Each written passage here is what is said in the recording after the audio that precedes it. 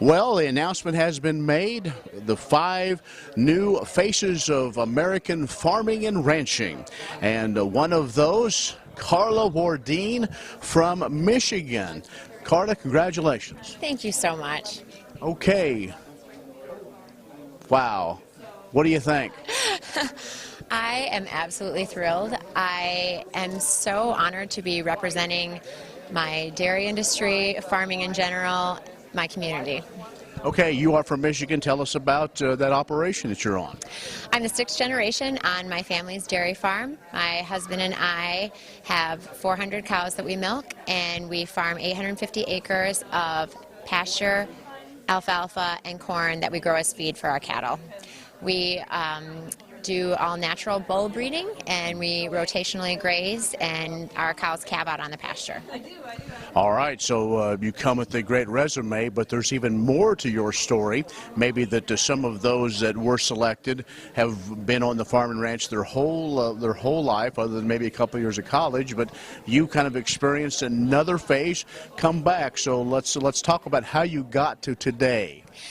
After college, my husband and I went and worked in the corporate world. We were both in marketing, and my parents started talking about retiring, and we thought maybe we could dairy farm. So we quit our jobs and we moved from Connecticut back to Michigan, and we bought the farm from my parents, and we are the sole owners now. We have fantastic employees that some of them came with the farm and they stayed, and we are so thankful for them. Right after we moved, we had 3 children. We have twin 7-year-olds and a 4-year-old, all boys, and so we really enjoy sharing our lives on the farm with them. Being in the dairy industry, that's got to bring a lot of fortitude with it. So talk about that. You see a lot of dairy farmers sometimes that, you know, they're committed to that. Now maybe have the opportunity to go help tell that story. Part of that is the support that we receive from our employees, and with my parents being there, they are both retired, but you know, somebody has to watch the kids. Sure, I understand. They make fantastic free babysitters.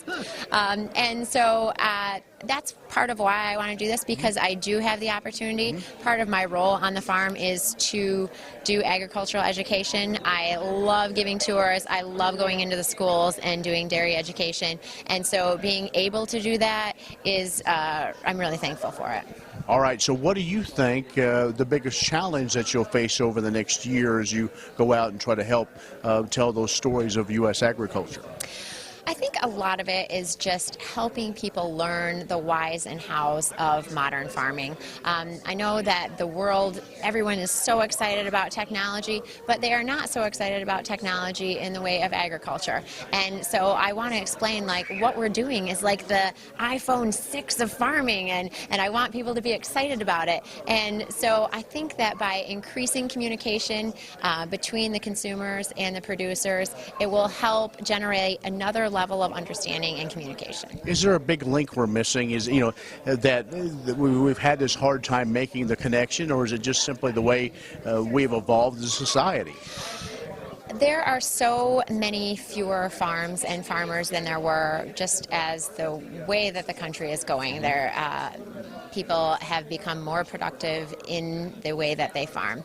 And so I actually think that USFRA is part of that missing link, because when we started farming, it didn't exist. And there wasn't really part of the farming industry that was driving to get people to talk to each other. And so by having this resource, I think it can only improve communication.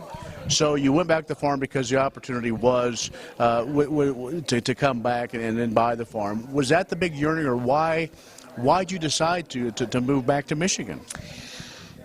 We wanted everything for our children that we had growing up. We both grew up on farms. We loved the values of it. We loved the work ethic of it. We loved that we saw our parents all the time and our grandparents. And besides all that, you really have to have a passion for farming. You couldn't do it every day, day in and day out, and talk about it at night all the time unless you really enjoyed what you're doing. So the fact that we have a business together, but it's also our lifestyle, is great, because it's not like you're just waiting to get out of work to go do something what you want to do. You're at work, you're at home, it's what you do and it's what you love. talk about Michigan agriculture, very diverse. I would think even just within Michigan, it would be a nice job to try to make sure that people in Michigan understand what goes on even in that state. You know, we have had so many opportunities when we moved back to Michigan to see types of farms that we had never seen before. Like one of our friends has a giant pig farm, and so we go down and see his pig farm. One of our friends has a blueberry farm, so we go see that. And they are all opportunities that, even though I grew up there, weren't always things that I saw. And now that I have that opportunity, it's wonderful. I just want to spread the word. Carla, thanks a lot. Good luck in the year. Thank you so much. Carla Wardin, one of the new 5 faces of agriculture. She is from Michigan. In Kansas City for AgView, I'm Ken Rogers.